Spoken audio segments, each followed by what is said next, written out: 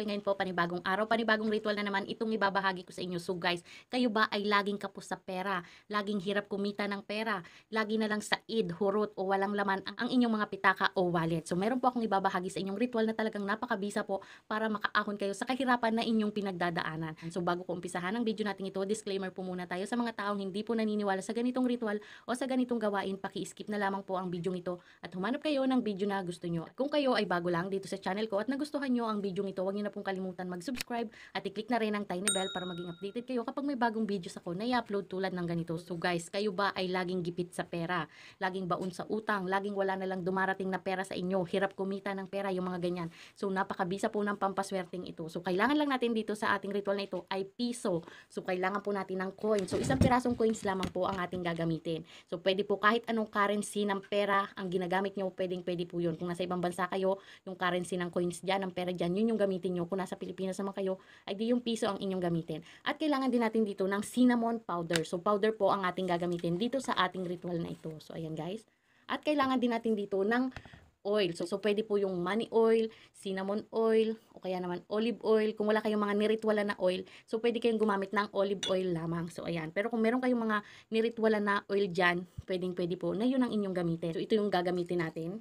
So ayan guys, dahil ito'y naritwalan na natin, itong money magnet oil ang ating gagamitin. So ayan. So ganito lang guys ang inyong gagawin. Kapag kumpleto na ang kailangan nyo dito sa inyong ritual na gagawin ito, humarap lamang po kayo sa silangan at dyan umpisahan ang magandang uri ng ritual na ito upang magbigay ito ng lubusang swerte sa inyong mga ginagawang ritual o sa inyong mga kahilingan. So ganito lamang po ang inyong gagawin. Kumuha kayo ng oil sa mga ritual na ginawa nyo na o kaya naman kung wala kayong mga ginawa pang oil na ganito, pwede po ang olive oil dyan. So ayan guys. Kumuha kayo ng oil at ipahid nyo dito sa piso o sa coin na inyong gagamitin. Kabilanan nyo po yan ipapahid dyan. At habang ipinapahid nyo yan, ay humiling kayo dito na dumami pa itong perang ito, na humatak pa ito ng mas maraming pera upang makaahon ka sa kahirapan na iyong pinagdadaanan, mabayaran mo lahat ng utang na iyong pinagtataguan. So ayan guys, hilingin nyo yan at magkaroon ka ng maraming pera, magkaroon ka ng magandang bahay, magkaroon ka ng sasakyan at iba nyo pang kahilingan ay ihiling nyo na dito ng bukal sa puso nyo, galing sa kalooban nyo, galing sa puso nyo ang paghiling para ito'y mabilis na matupad at dumating sa'yo. So, ayan guys, kapag natapos mo na yung gawin, yung paghiling mo na yan, lagyan mo naman ito ng cinnamon powder. So guys, kung wala kayong cinnamon powder, pwede po kayong gumamit ng laurel powder. So ayan guys, kahit alin dyan sa dalawang yan, ay pwede po yan. So ito na lang yung gamitin natin, cinnamon powder. Kumuha ka lang dyan at ilagay mo ito dito sa pisong ito o sa coin na inyong gagamitin. Ibudbud nyo lang, ayan, budburan nyo lang siya. So ayan guys. Palibot din po yan. Harap at likod ay bubudburan nyo din ng cinnamon o kaya ng laurel. Ayan. Powder po ang inyong gagamitin dito ha. Hindi po yung cinnamon stick, hindi rin cinnamon bark. Powder po na cinnamon ang inyong gagamitin. So ayan guys. Pagkatapos sa kabila naman.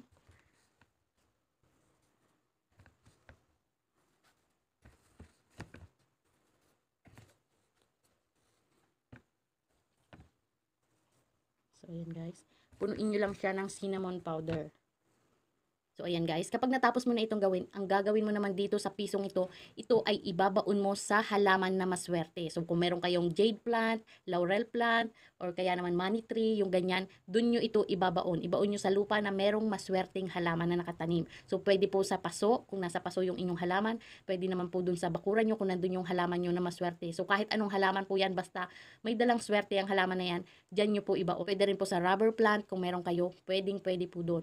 Jade plant, rosemary plant, o kaya naman ay laurel plant, ayan, dun nyo po siya ibaon. Kung saan kayo merong halaman na maswerteng nakatanim sa lupang yun, ibaon nyo po sa lupa. At pagkatapos, habang ibinabaon mo ito dun sa lupang yun, ay humihiling ka dito ng kung ano yung hiniling mo dito. So kung humiling ka dito na matapos na ang inyong paghihirap at mapalitan ito ng kaswertehan, magkaroon ka, mahatak mo yung maraming pera, makabayad ka ng utang, yung ganyan, hilingin mo na yan and habang ibinabaon mo ito. So guys, ang paggawa nito ay Tuesday o kaya Friday. So umaga nyo po ito gagawin, pati po ang pagbabaon nito ay umaga rin po kasabay ng pagsikat ng araw. Dahil itinataas nito ang ating mga kahilingan patungo sa tagumpay ng ating buhay. So ganyan guys ang pagbabaon nito. So ang oras ng pagbabaon nito 6:30 hanggang 8:30 po kasi dyan ang oras na maganda ang sikat ng araw. Kaya sa oras na yan maganda po na ibaon natin ito sa lupa na may tanim na maswerteng halaman. So ayan guys.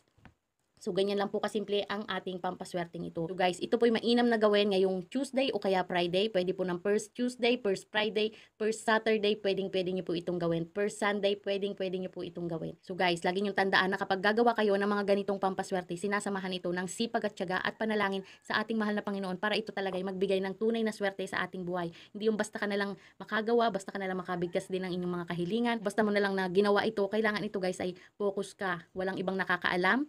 At dapat ito ay bukal sa kalooban mo mga kahilingan na iyong ihihiling o inyong bibigkasin dahil yan yung tinatawag natin na law of attraction. Kung anong ating salitain, kung anong ating iniisip ay siya pong magaganap. Kaya magaganda lang yung ating hilingin dito at bukal sa kalooban natin ang paghiling dito. At syempre samahan ito ng panalangin sa ating mahal na Panginoon para talagang basbasan niya ito na magbigay ito ng swerte sa atin. So guys, lagi niyo pong tandaan na ang video natin ito ay gabay lamang. Ang tanging pagdadasal pa rin po natin sa Diyos at paniniwala natin sa Kanya ang makakatulong sa atin sa mga ganitong ritual o pampaswerte na ating gagawin. So lahat po ng bagay, pampaswerte man yan o hindi, dapat po samahan natin ito ng sipag at tiyaga at paniwalaan nyo bawat ritual na inyong gagawin para ito'y magdulot ng swerte at pagbabago sa inyong buhay. So yun lang guys, thank you for watching at sana may natutunan kayo sa video ito. Bye!